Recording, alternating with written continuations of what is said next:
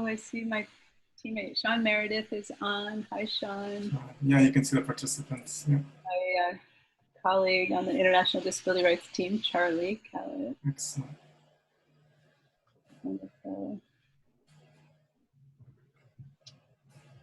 Okay, here we are at the noon hour. So thank you all so much for joining us from around the country and around the world.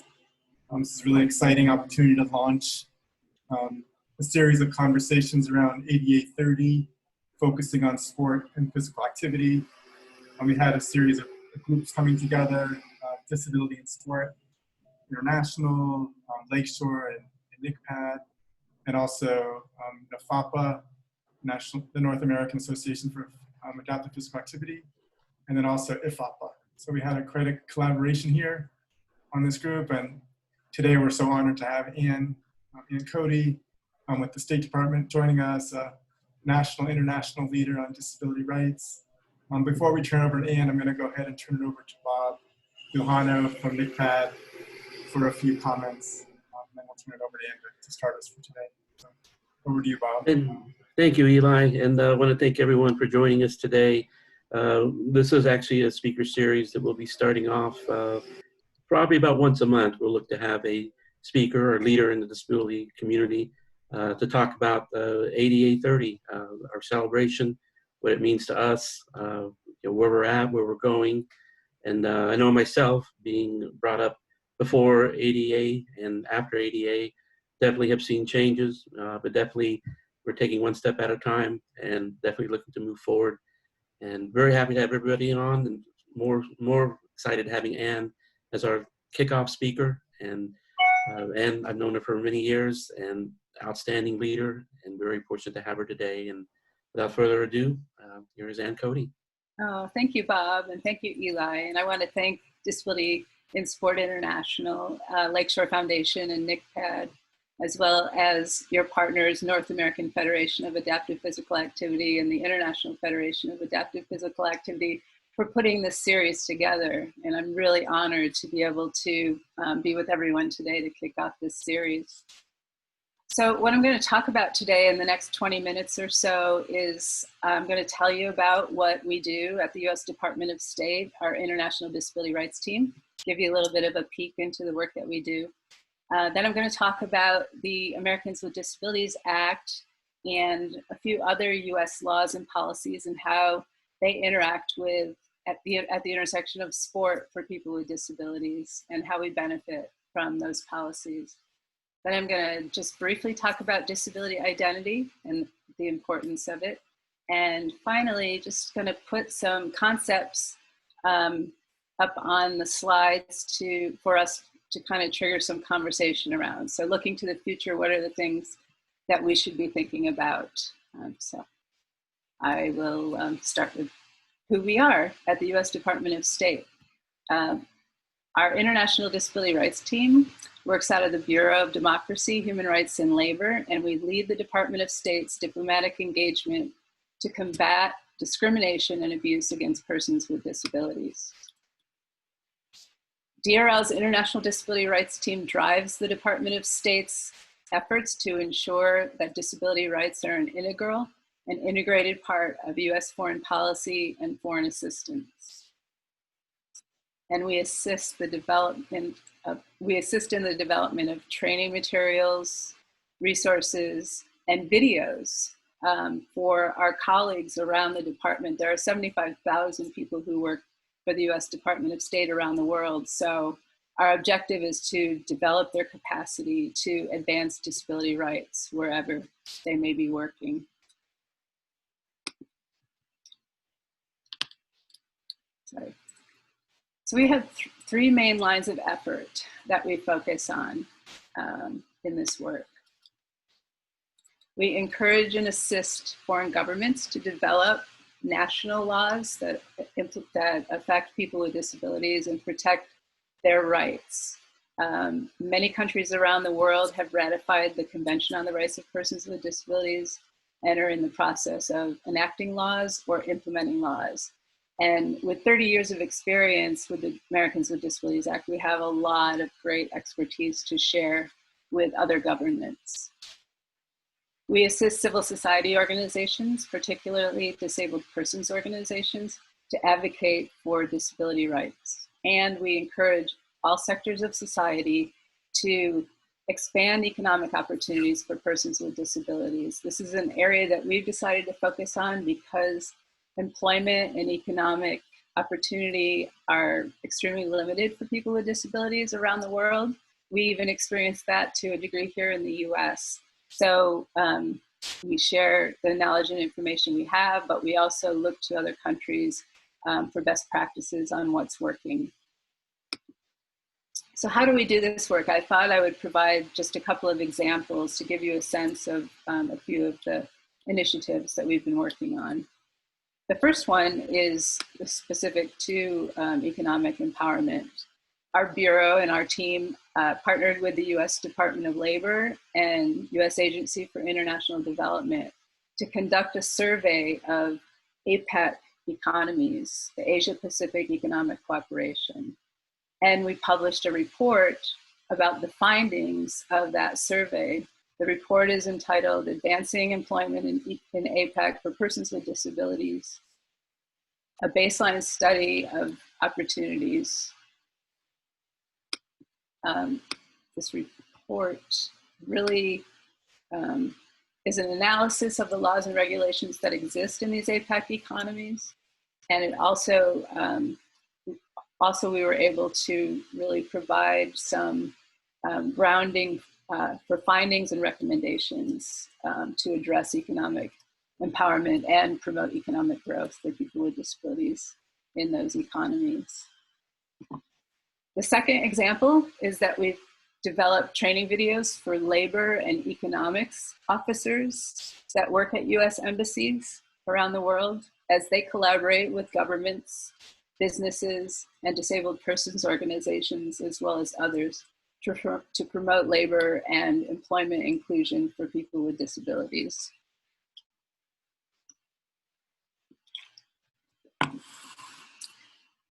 So now I'm going to talk about the ADA. The 30th anniversary of the ADA is an opportunity to really stop and reflect on the tremendous benefits, the transformation that those of us who've lived to experience pre-ADA and post-ADA have been able to observe and live firsthand. The US has been completely transformed in the past 40 years, certainly since I've been a person with a disability. The ADA accessibility guidelines provide specifications for building accessibility into our environments. And we've seen tremendous changes in the physical environment. These guidelines have ensured that sporting venues, gyms, recreation facilities are accessible to people with disabilities from entering the front door or even driving into the parking lot and entering the front door to the locker rooms, to the field of play, to the offices, or anywhere that people with disabilities might interface with these facilities as athletes or recreators or employees or vendors.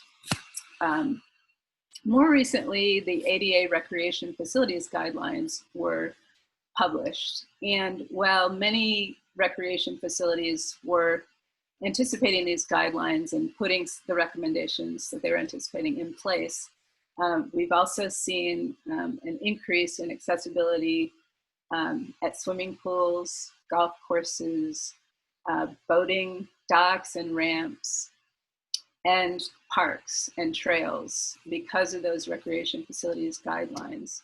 So much more accessibility for recreating and participating in sports in our communities, which is really important. Now, the ADA also ensures that services and programs are accessible to people with disabilities and must be.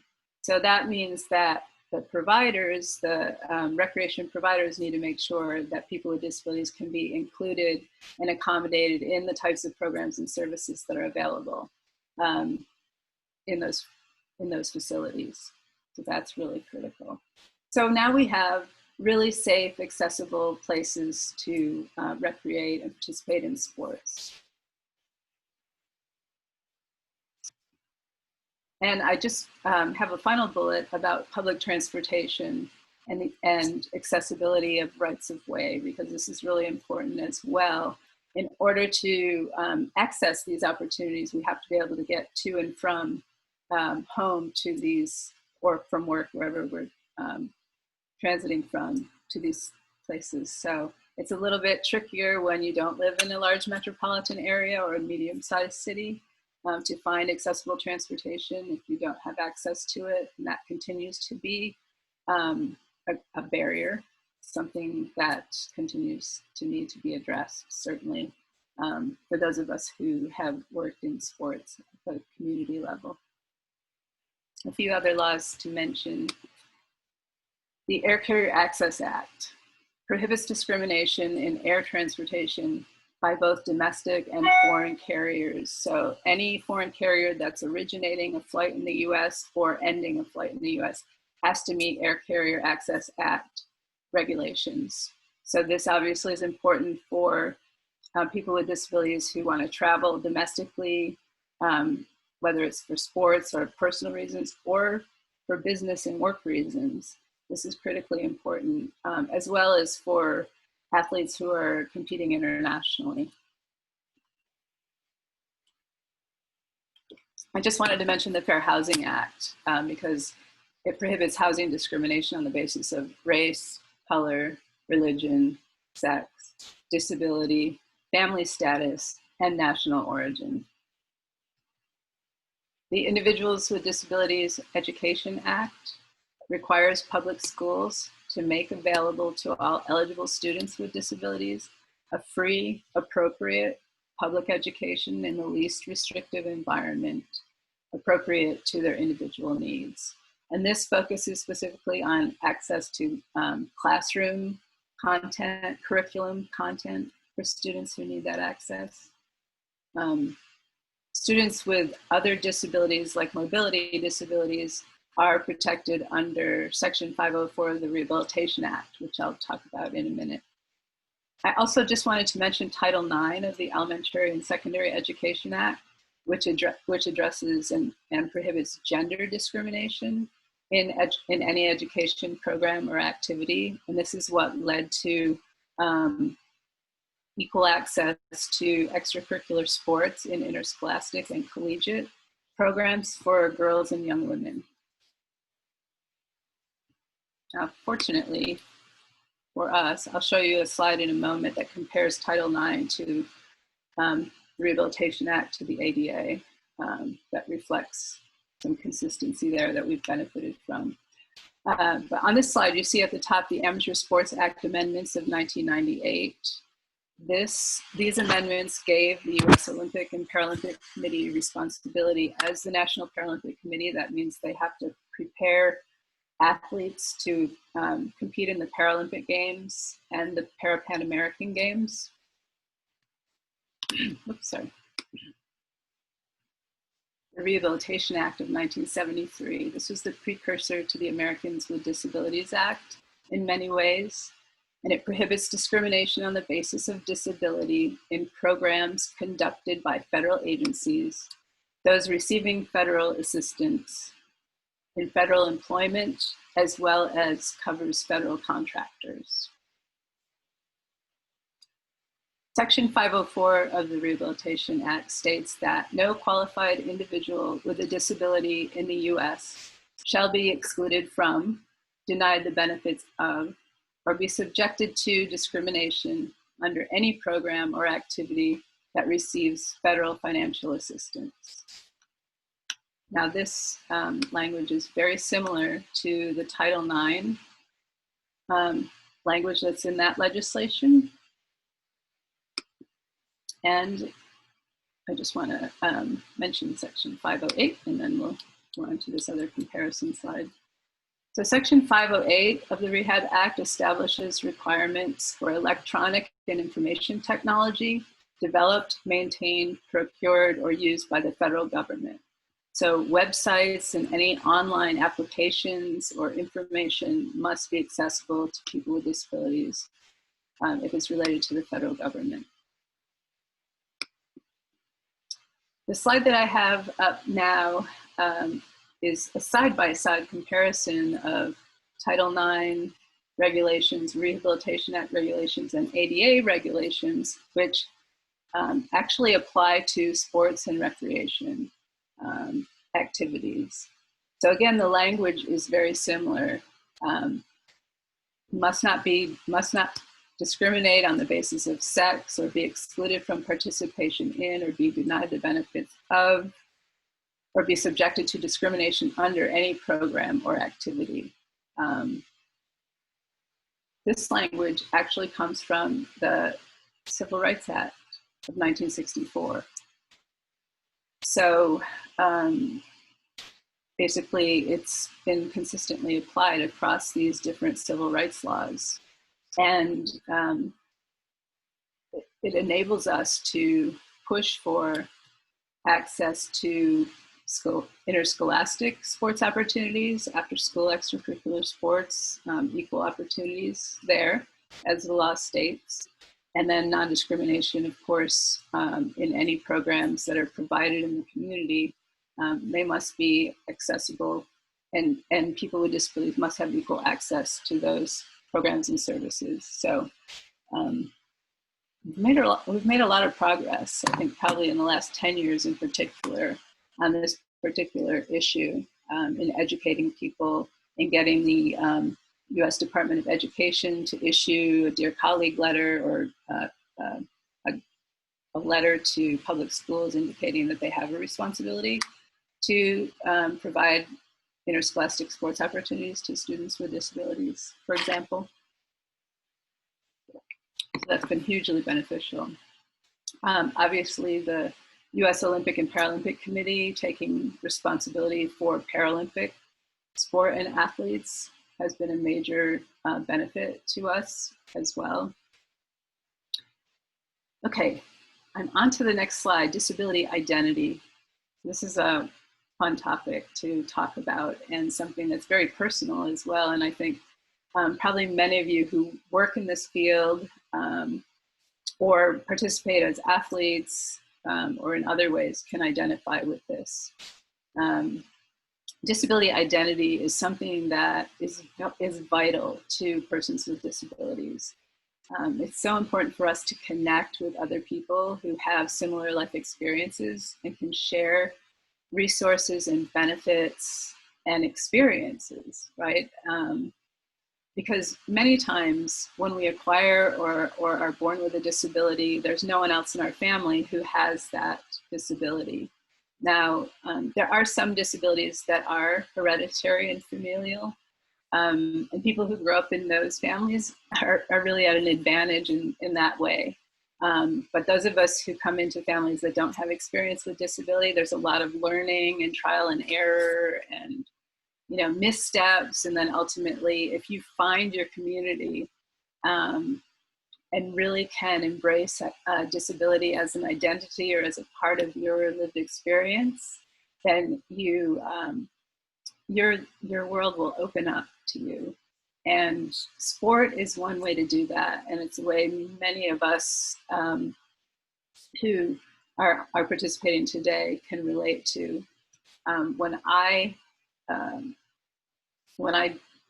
I became disabled, I was 16 and I was an athlete, and I wanted to know if there was collegiate sport opportunities, and I discovered that there was. And when I landed at the University of Illinois at Urbana-Champaign and was surrounded by other student athletes with disabilities, it was a tremendous boost in my confidence, my sense of identity, the ability to learn from my peers and understand things and share things and really develop a vocabulary, an empowering vocabulary around what I was experiencing. So important. And the disability advocacy community shares similar bonds and strength and peer networking and support that's so important. And many times we also, once we reach out and connect with other people with disabilities or disability organizations, we discover disability culture. Disability culture really, it involves sport and recreation, but it also involves creative and innovative arts and performance. So writing, visual arts, performing arts, really just connecting to people with disabilities who are doing all kinds of amazing things in our communities and the broader world. And we have the benefit through these virtual exchanges to really connect with people all over the world who are vital thinkers and innovators that can really help us take our work to another level. So, so this whole concept is really important. And I just want to mention some community-based organizations that you might want to connect with if you haven't. Independent living centers in the US are really wonderful resources. Local sports clubs or parks and recreation programs if you're looking for sports and recreation activities. Some colleges and universities, in some cases, rehabilitation hospitals and centers have programs that people can access sports through. Okay, finally, I want to just talk about some topics that we can consider today in our conversation, or that you can kind of take away with you after the session and think about a little bit more in detail. With using a human rights framework. The first thing is that I want to address is race. And in adaptive sport, disability sport, para sport, whatever you identify with, we do not see racial diversity. We do not see Black people with disabilities. We don't see people of color with disabilities engaging at the levels that we need them to be. So there must be barriers. We need to acknowledge and own our responsibility in this, in not having more racial diversity in the work that we do. We need to figure out how to address it and develop plans and strategies for engaging more people of color in sport for people with disabilities. It's vitally important. We're missing out on their contributions, their innovation, their creativity, and their talent and abilities that they're going to bring to our sports and to our network. So that's something that I encourage all of us to do, that we must do. That's like number one. In the unprecedented time that we're living in with the global pandemic, the economic situation that we're facing is probably unprecedented, at least in certain places around the world. I know the US, we're going to continue to experience that. We know that state and local governments are going to be impacted. Their budgets are going to be impacted, which means that they're looking to cut programs. We've seen schools, collegiate and interscholastic schools cutting sports programs in order to cut their budgets. So that's something real that's going to affect us right away. It's also going to affect nonprofit organizations. Our National Olympic and Paralympic committees, budgets, our federal budgets are going to be impacted because of this pandemic. I put equipment affordability and access on here because this is a global issue. A lot of the technology that we use in adaptive sports that helps us access and be active can be really expensive. So that's something to consider as well. Especially when we're looking at reaching out to marginalized communities who in the past haven't had access to these resources. So something to think about. Hiring persons with disabilities in sports positions, in physical activity positions. We need to have people with the lived experience working in this field. not just as participants, but people working in the field.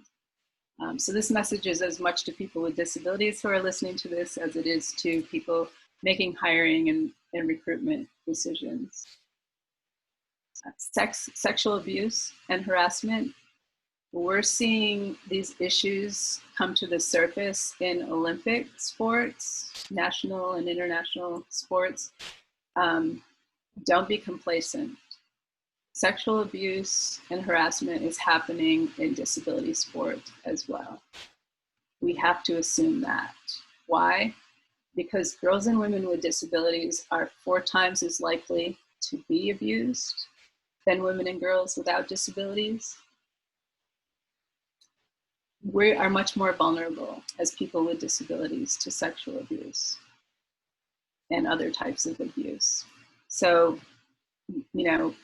we haven't seen stories or reports or complaints filed yet that have bubbled up to the public, but they're likely happening. Statistically, they're likely happening. So we really need to put measures in place. We need to be watching very closely, and we need to be making sure that the people who are working in our sports with young people with disabilities are not sexual abusers. And finally, virtual sports engagement, kind of like we're doing today. But we're watching people get really creative and innovative about how they're training. We can look to our Olympic and Paralympic athletes in particular to see how they're training in this unprecedented time when they don't have access to their training facilities. So it's an exciting area and exciting time to think about how we can really take the knowledge and expertise that we have around sport for people with disabilities and share it more broadly around the world. So I'm going to stop there and turn it back over to Bob and Eli for a conversation. Excellent. Well, thank you so much, Ann. That was a really great start for us and great to put the frameworks together and really just to engage this conversation, particularly as we look at the ADA 30, but also as it intersects with inclusion and disability identity and kind of what does it mean for the sport environment. We have a couple questions that have come in so far, and then and there's a couple questions that I have Bob as well. But why don't we go ahead and first start with Jeff McCubbin. He has a question. While the ADA has created a framework for a free, appropriate public education, the federal government has not necessarily addressed the funding for this program in 45 years. What's happening with the IDA, any updates that you might be able to share, particularly as it relates to sport and inclusion? Well,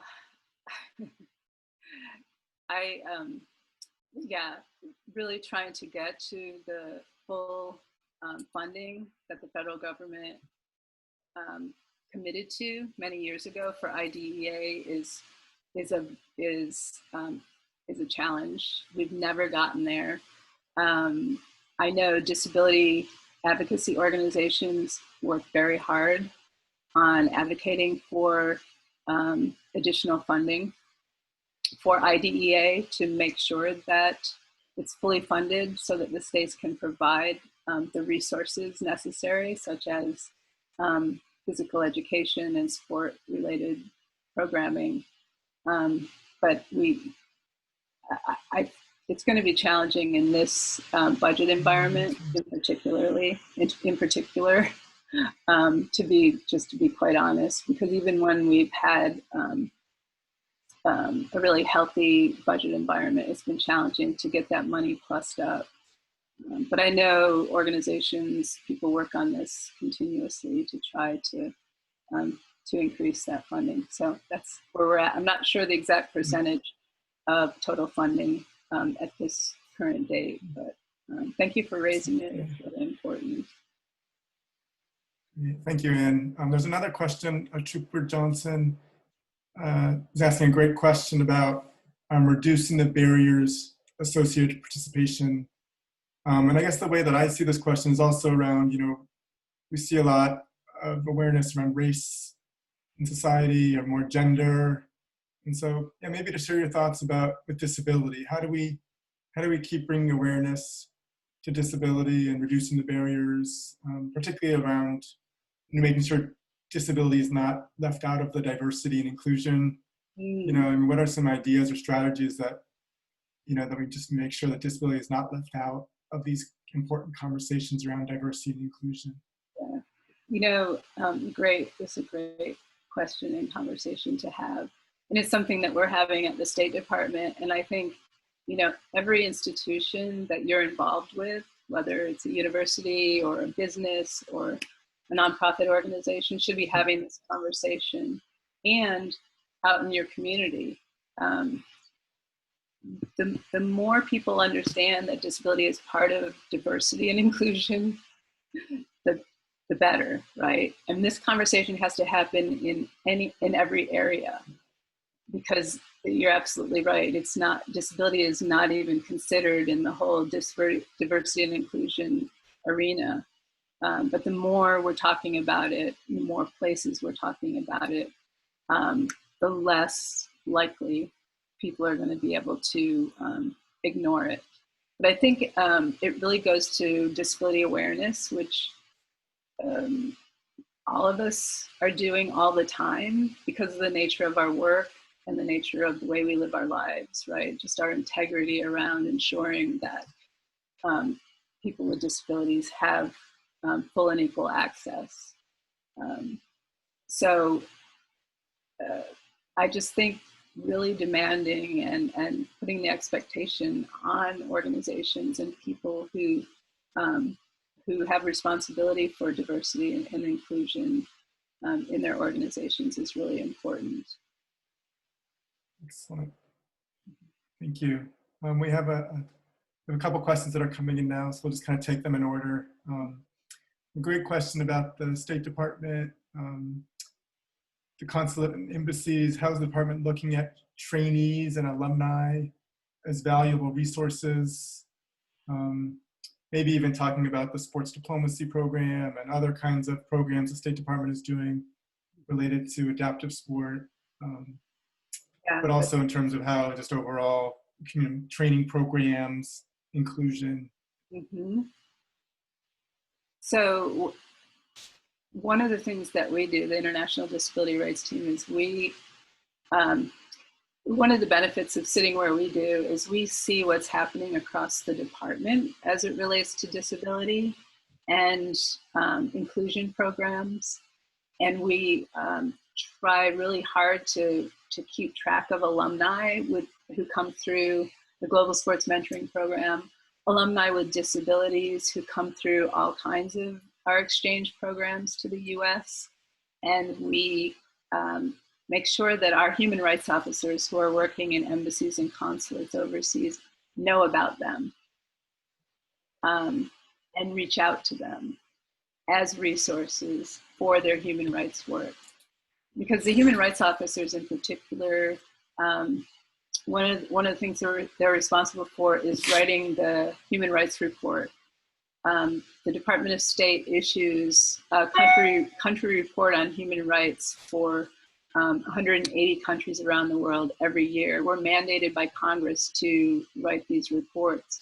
And our officers need to understand what's happening in the countries that they're working in. So they reach out to disabled persons organizations and alumni with disabilities to find out, how their government is doing in terms of disability rights and where there might be issues that can be highlighted in the human rights report. Because highlighting those issues then has those governments taking notice and being put on notice that they need to address those issues. So that's one way, but we also encourage the embassies to reach out, to have people, those leaders with disabilities who come through our programs, do roundtables in the embassy with staff so that they can educate them on the work that they're doing and on the situation of people with disabilities in those countries. So we absolutely take advantage of that and encourage our colleagues around the world to do that. They're a very valuable resource. Thank you, Ann. There's a question here. It's following up on how you talked about the leadership positions of hiring people. And then Mike Frogley actually makes a great comment about how this, particularly in women in sport, a lot of the leadership opportunities for women into leadership opportunities, both in sport and also outside of sport. But also in terms of thinking about, could this be, or how can we continue to do that in terms of building more leadership opportunities for individuals with disabilities to be trained, to get the capacity to grow into these leadership positions. What more, Mike is kind of asking, what else can we be doing, and any other thoughts you wanted to share in that regard? I think, so programs specifically targeted at developing people who are showing leadership and beginning to be leaders and influencers, in their sphere,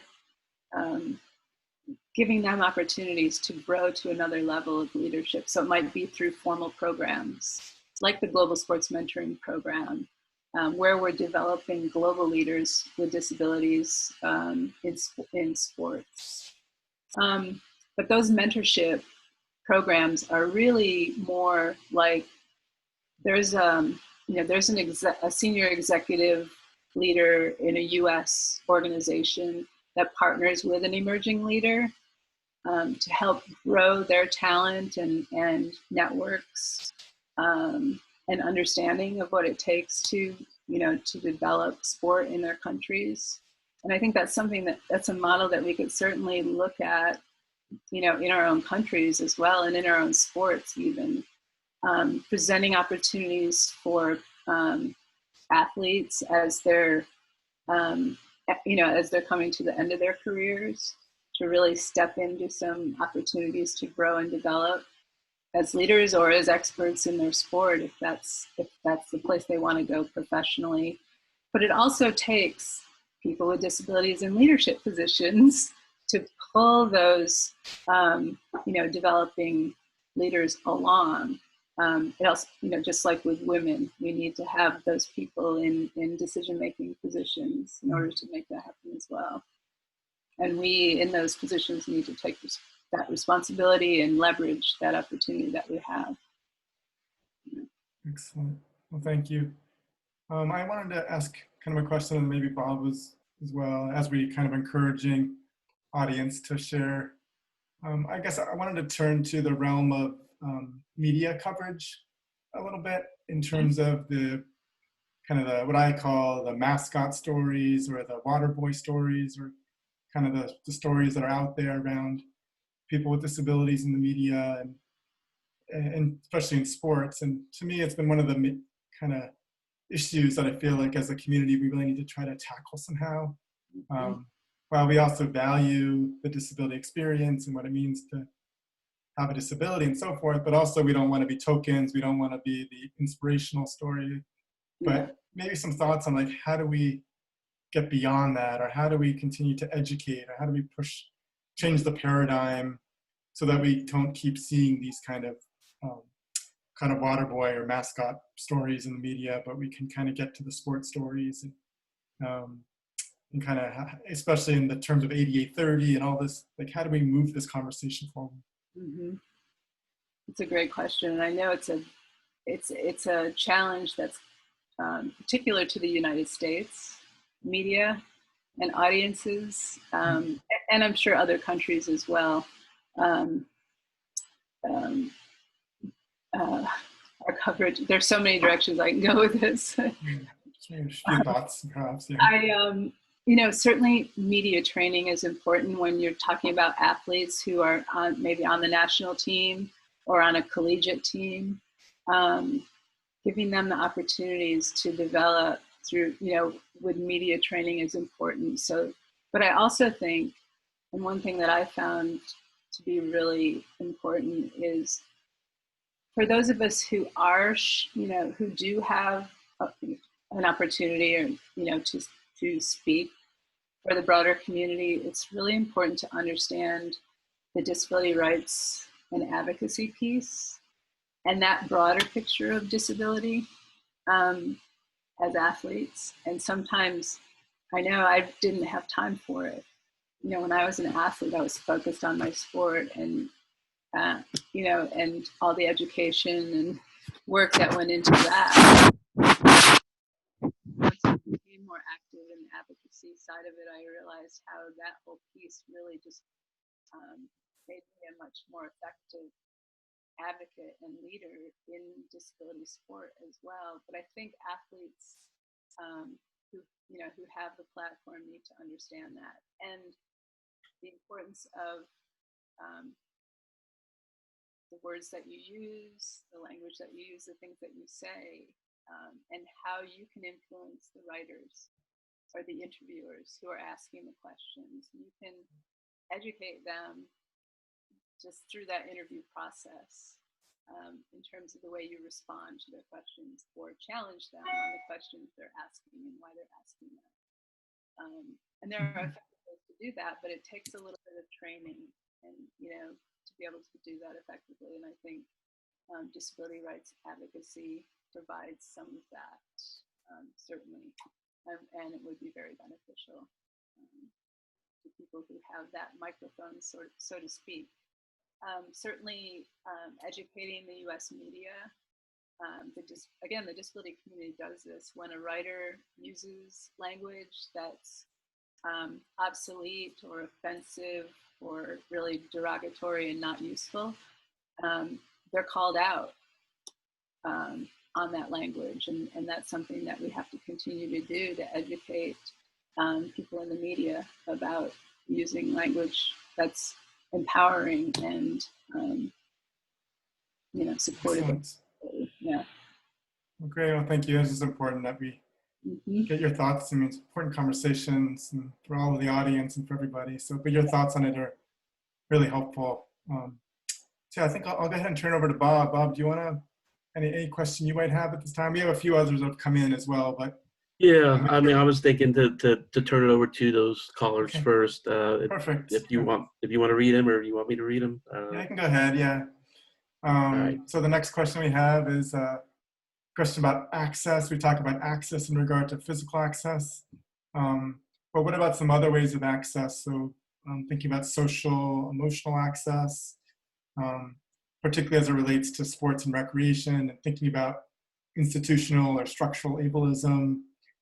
But how do we get not only looking at physical access, but also looking at social and emotional? And it'd be wonderful to have your comments on that, Ann. Yeah, no, that's really important. And we, I think we need to ensure that we have experts, in these areas, adaptive physical education and adaptive physical activity in particular, bring that expertise to, to these settings to ensure that people with disabilities can participate actively and, in sports and physical activity. I think continuing education and training and taking advantage, like being aware of and seeking out training to ensure that your programs are as inclusive as possible, and also recognizing that. So two things: people with visible, noticeable disabilities may also have secondary or non-apparent disabilities. Many of us don't just have one disability. And also people who appear to not have a disability could have a non-apparent disability where they need an accommodation. They don't know how to ask for it, or they don't know that the accommodations are available in a particular setting. So it's up to us to ensure that that the folks who work in these recreation and sports settings are familiar and getting the training they need. Excellent. No, it's important that we are covering all aspects and dimensions, and this is great. We have a follow-up question about the State Department program and the sport exchange, and particularly the maybe just to share a little bit more about the program and kind of how it works, and particularly the international guests kind of getting involved. Okay. I think it sounds like people are really interested in the program. Wonderful. So maybe a little bit more you could share about it and how it, especially over the last 4 years or so as it's grown. Yep, happy to do that. Well, the State Department has a sports diplomacy division that's dedicated to using sport to engage people from all over the world. And our embassies and consulates use the tools of sports exchange programs to connect Americans with people in the countries that they're serving in, so that we can share experiences and exchange experiences. So there are a number of exchange programs that exist. We have a sports visitors program where visitors from another country come to the US for 2 weeks and visit 2 to 3 different parts of the country to learn about sports and American culture while they're here.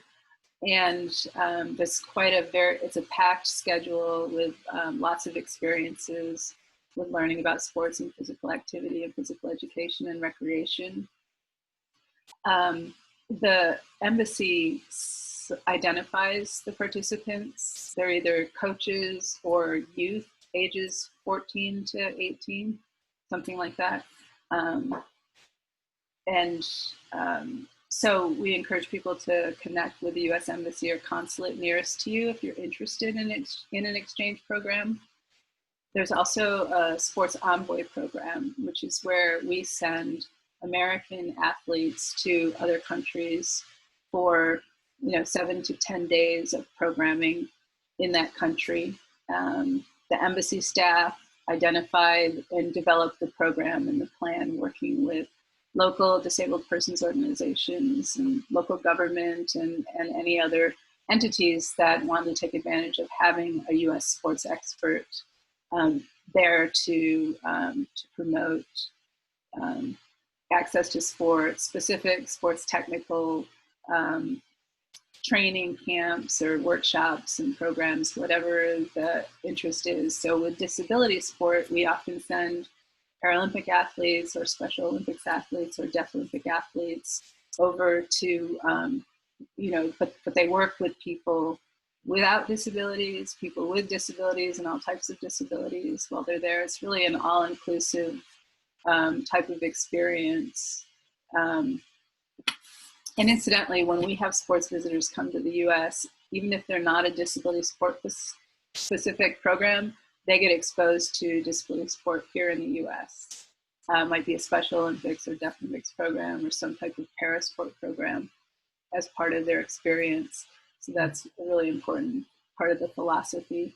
There's the Global Sports Mentoring Program, which may be the program you're talking about. It's a 4 to 5 week long program that 16 to 18 persons per year participate in, and those persons are emerging leaders in disability sport in any area of disability sport who show promise in terms of being decision makers and influencers in their own country or community specifically. We encourage people with disabilities to apply for this program, but you don't have to have a disability as long as you're working in disability sport. And our embassies are responsible for identifying you and nominating you for this program. And then the nominations are taken and reviewed and selected based on your areas of interest and ability to really take what you learn here and have an impact back home. And then also on whether or not you match well with a list of mentors here in the US, which are mentor organizations across the country who are doing sport and physical education for people with disabilities. Again, all types of things, and they may have a particular expertise. Lakeshore Foundation is a great example. They've been a wonderful mentor over the years for us in this program, but many others have as well. So that program is really, that creates, you feed into, once you've completed that program, you feed into this network of probably 200 now leaders around the world, not just the 18 people that you were here with, but you're connected to more than 200 people around the world who are part of this program. And the success rate in terms of people going back and implementing their action plan that they develop on this program is 80-some%. It's a very high percentage rate, and engagement is ongoing after the program is over. And we rely on our alumni in that program a lot. So it's a great program, as are all the sports diplomacy programs. Excellent. That's great. And thank you for sharing that. My pleasure. We have a great question, particularly looking about inclusion into mainstream sport governing bodies, organizations, particularly how we look at strategies for, educating or empowering sport administrators to try to increase representation around and engagement policy and so forth by sport governing bodies. So, and perhaps you could share, it's a question from Mary Holmes, but a great question about how do we get, executive board members, sport organizations to kind of engage further into the realm of disability, adaptive. I think it's important to have the same conversation with executive leaders of sports organizations about the importance of diversity on their boards, about reflecting diversity within their organizations through their programming. I think also it helps to point to other organizations that are doing it successfully and effectively. We talk about this when we're talking about hiring people with disabilities, right? Particularly with the private sector, about the benefits of hiring people with disabilities. The same thing applies when we're talking about, diversifying sports governing bodies and federations. People with disabilities bring our unique lived experience, which includes being great problem solvers and creative thinkers, because we're always thinking, 10 steps ahead of a non-disabled person about what needs to happen in our lives. We have to plan, we have to be strategic, we have to manage our resources, whether it's time or energy or financial. We have some tremendous skills and contributions to make that are going to make these organizations more effective, more successful. And I think, this is, it's so important too, to include, racial diversity within our ranks. For the same reason, we're going to benefit from that diversity within our own ranks, but also be contributing that to these organizations who really, just don't think there's any benefit to engaging with us. But we've got to convince them otherwise, and we've got to be able to point to entities that are doing it right and really benefiting. And right now, the corporate sector is doing a great job with that. We've talked about Disability In and the member organizations there. The International Labor Organization, ILO, has a business leadership network. We're seeing this happen. So sponsor organizations of the Olympic and Paralympics are doing a better job of integrating or, hiring people with disabilities and really taking advantage of our skills and strengths. So some of these Olympic and Paralympic sponsors might actually be good people to approach, to ask them to help advocate with these sports federations that are just not willing to do it. So thank you. There's another really great question here about the ADA serving as an example for civic engagement, since particularly around people with disabilities. And so, not only around voting, but, people with disabilities becoming more civically engaged. So Howard asked a great question about people with disabilities getting engaged in voting and being civically engaged, but perhaps we could expand that a little bit just about overall civic engagement from people with disabilities and whether that relates to voting or advocacy or whatnot. Yeah. Gosh, I mean, yeah, I think we recognized pretty early on that the card deck is stacked against us in terms of the barriers that we're facing. And, the world just wasn't created with us in mind. So we have to change things, manage things. And that includes policies, legislation, and that begins with educating lawmakers and decision makers at the local level, whether it's your county council or your city council, mayors, aldermen, people who have who are in positions that can help.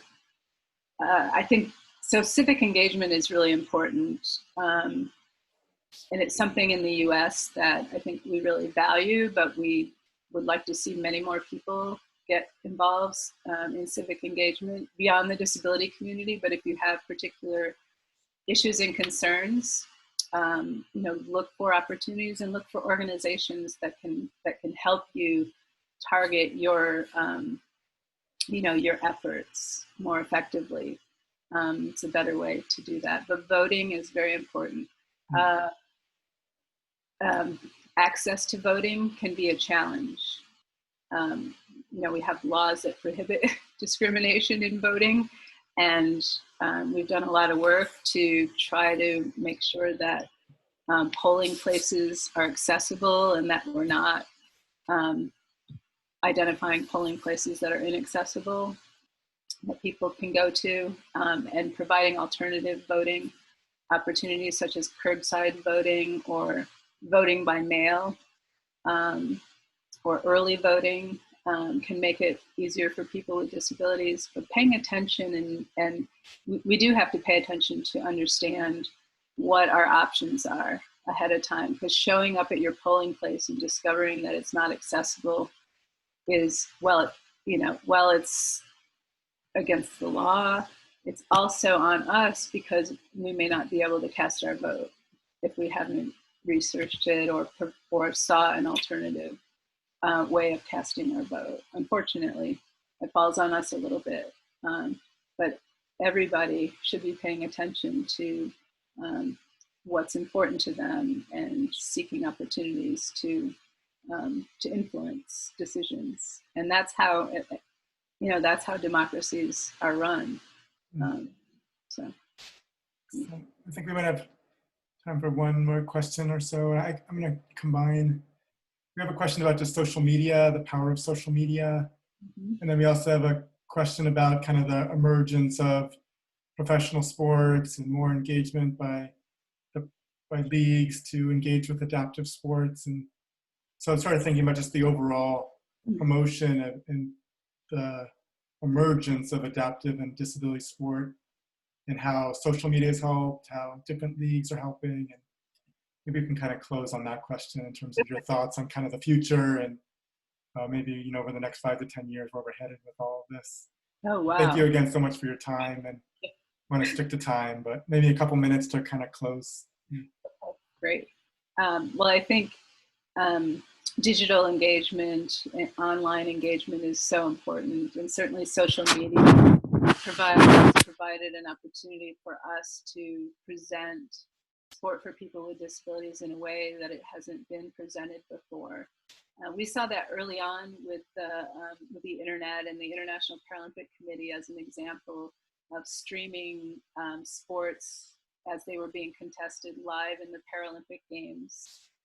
Going back to Beijing, I think in 2008, perhaps 2004, I'm sorry, I don't remember, but really ensuring that international audiences could see the games happening when they weren't being televised by broadcasters in countries around the world. Now that's changed pretty dramatically, but accessing these sports and learning about them online is so important. And for people who are just getting involved or wanting to engage or find out what's available in terms of sport and recreation and physical activity, the internet is a tremendous resource for us. We can even go on and watch people participating in our sport and find instructional videos on how to engage in a sport. Things that were not available when I started in the 80s in adaptive sport. So tremendous resources. As far as like the professional leagues of sport supporting the development of adaptive sports, they're providing resources and visibility for adaptive sports, which is really beneficial and important. And I know so many local programs are benefiting from that and rely on that. And I think that's important as long as you're ensuring that you are not being used as a charity of the organization, that your sport is being promoted as a sport, as a community service, as an important resource for people with disabilities to engage in, as perhaps a stepping stone for some athletes to go on to, a higher level of competition if they wish to do that. So I would just say, just try to avoid the charity model and getting sucked into that if you're working for the professional league, because that messaging can be really detrimental to our work. Indeed. Yeah. Well, no, thank you so much, Ann, for sharing and for engaging in this hour. Continuing the conversation while the recording, and we can do follow-up. And if anyone wants to reach out, we'll be sure to make sure that connection happens. We'll have the recording posted on NCHPAD, and maybe by tomorrow or in the next couple of days. But again, thank you so much. Yeah, thank you. Are we going to have it captioned? I probably should have checked with you. Yeah, we'll make sure Gecko gets put on there. Great. Yes. Great.